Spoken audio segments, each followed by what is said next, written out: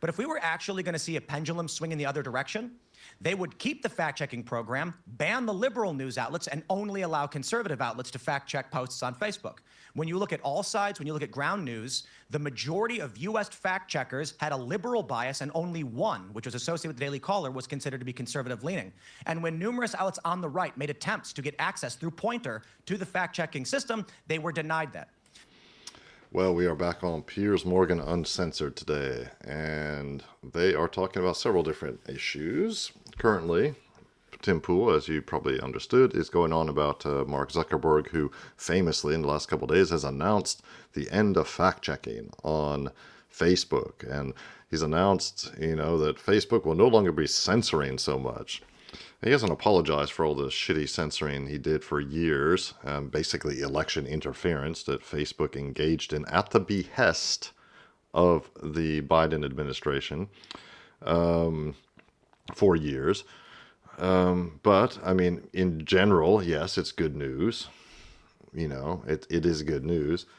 And, you can't get everything. But, of course, we can only trust these guys as far as we can throw them. So guys like Zuckerberg and Musk, the titans, the oligarchs, yeah, sometimes they say the right things to kind of appease the peasants, but you got to keep an eye on them because, of course, they have ulterior motives. There's a reason they're doing these things. So let's get back into the video and see what the panelists have to say. Zuckerberg blatantly admitted that both Facebook and the FBI interfered in the 2020 election on the Joe Rogan Experience.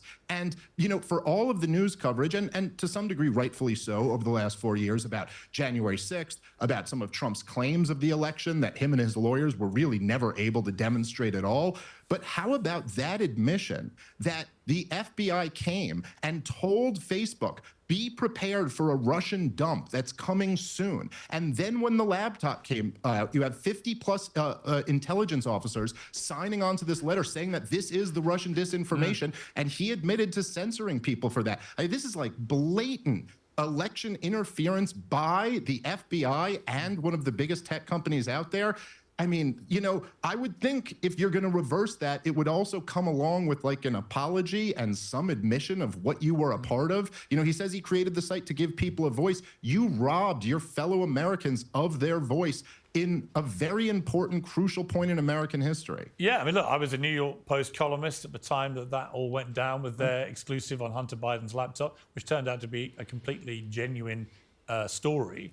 And certainly wasn't Russian disinformation. And the way that all played out was quite extraordinary and pretty terrifying to see that the New York Post... Well, although, guys, come on. Look, tech companies make mistakes the way publishing companies make mistakes. But that wasn't a mistake, Cara, was it? I mean, it wasn't a... Well, no, let hang on, my point. They actually banned the New York Post X account completely. Yes, they did. If they didn't take down their true story. I mean, that is the most blatant attack on free speech I've ever seen. But it's not free speech. It's not a government institution. Companies do that. Disney didn't put out a movie in China because the Chinese government... It doesn't make it right, though, does it? Of course not, but it's not, you're equating Facebook. You're equating Facebook or Twitter with the government. It is not a public square. No, I'm not. To be very clear, I certainly was not. Listen, I was not equating Facebook and the FBI, and I think it is reasonable to point out that a lot of these big tech companies were under duress really since Donald Trump won in 2016. All the heads were hauled in front of Congress and threatened up and down if they didn't get this misinformation problem under control. But is the claim here that those intelligence officers made a mistake and really thought this was Russian disinformation? Here's what I'm saying, and then realized it was Hunter Biden's laptop? Our government should be talking. Go ahead. Tim, no, let Cara finish her point, then I'll bring you in, Tim. The government should constantly be talking to lots of companies because there are disinformation campaigns from Iran, Russia. You can't pretend that China's not all up in our grill. You just can't. You just can't. And there should be discussions between government and companies. They're going to occur. By the way, they've been occurring since the beginning of time, way back when. Go watch Oppenheimer. There's discussions happening all the time on all levels between companies. The question is, what is pressure and what is important discussions that these companies, because they are at the nexus of all these information systems, should be having, and what are the guardrails against government overreaching? I am all for stopping government overreach. I did a great interview with Edward Snowden about this issue. Perhaps the way he did it wasn't right, but what the government was doing was wrong. They fixed it. There should be guardrails around these things. The question is how it's done.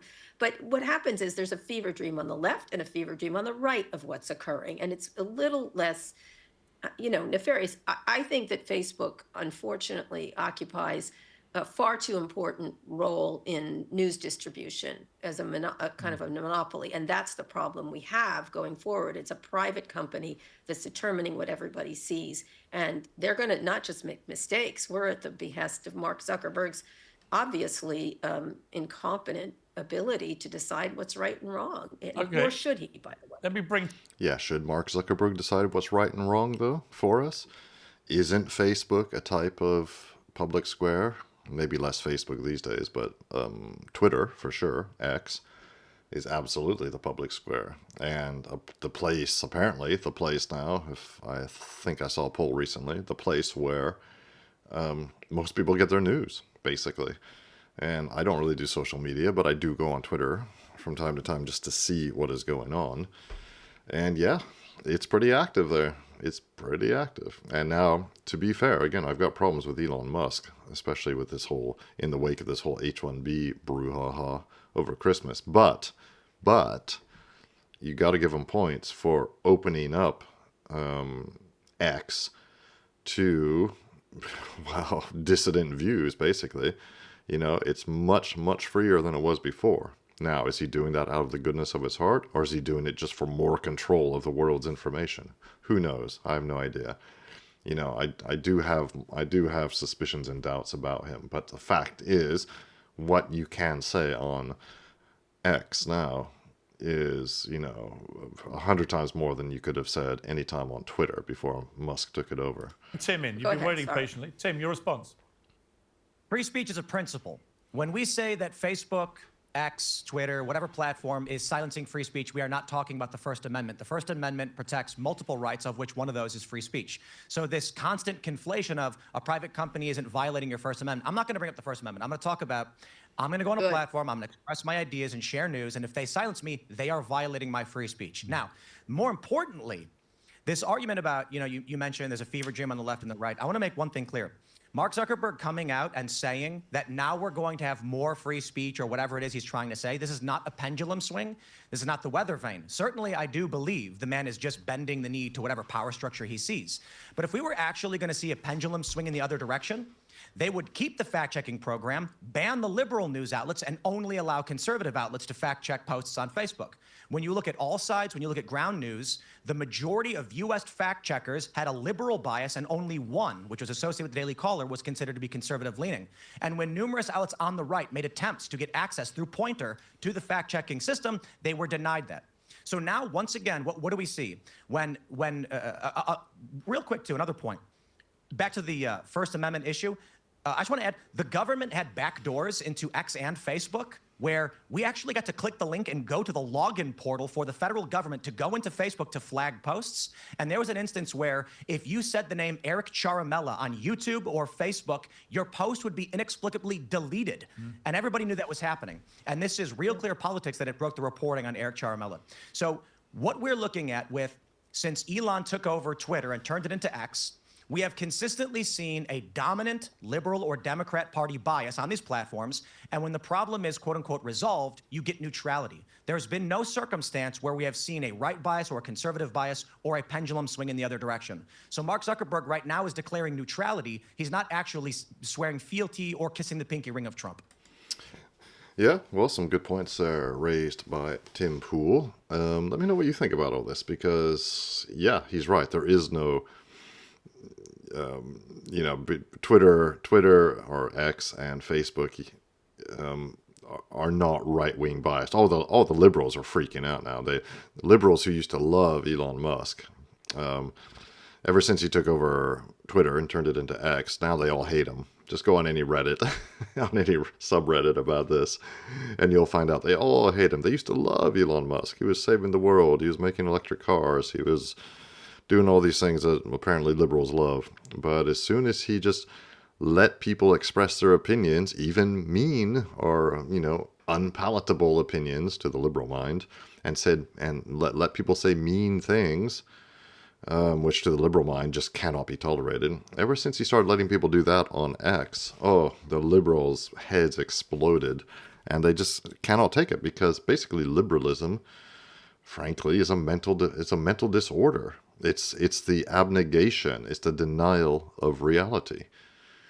Reality is conservative. Reality is traditional. Reality, that is what it is. Reality is reality. And yeah, as humans, we can bend reality to our will to a certain extent, and we can bend it a bit more.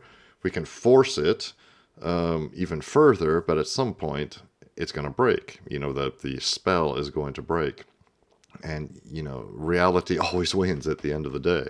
But it can take years. I mean, look at the Soviet Union. Took 70 years for it to fall under the weight of its own contradictions and absurdities. So luckily, we are starting to see, hopefully, a return to some semblance of normality. But of course, the conservatives, what I call conservatives, the ones I do not respect at all, they welcome this like it's, everything's back to normal. No, not everything's back to normal. There's a long way to go before we get back to normal. So we have to keep pushing. Now that there's a move in the correct direction, we have to keep pushing in that direction to roll back all the nonsense that's been foisted on our Western societies for decades now. So it's going to take a lot of work. It's going to take time, but it can be done. So anyway, let me know what you think about all this in the comments, as usual, and like and subscribe if you like this kind of content. It really helps me grow the channel and continue making more content for you.